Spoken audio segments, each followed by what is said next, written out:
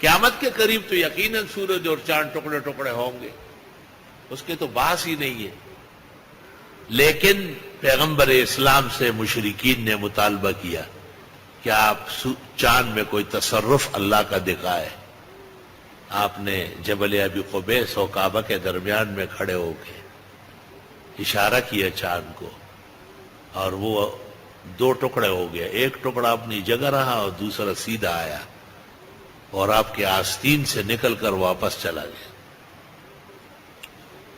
اور وہ ہندوستان کا وہ مہاراجا جو ستاروں کی حرکت دیکھ رہا تھا اور اچانک نیچے اتر گیا چھت سے اور ڈرا ہوا تھا، لرز رہا تھا، اس نے کہا چاند میں حادثہ ہو گیا۔ مورخین کہتے ہیں، تاریخ فرشتہ میں لکھا ہے، یہ وہی دن تاریخ تھی جس میں پیغمبر کا شق قمر ہوا ہے۔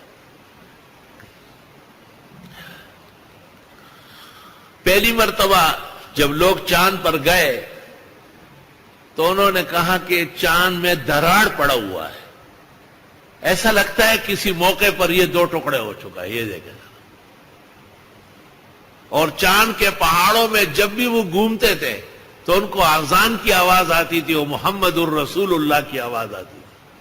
امریکہ نے پہلے اس کو پاگل قرار دے دیا اور بعد میں اس کو قتل کرایا کہ یہ اسلام کے مذہب کو اپروچ کرتا ہے، مدد دیتا ہے۔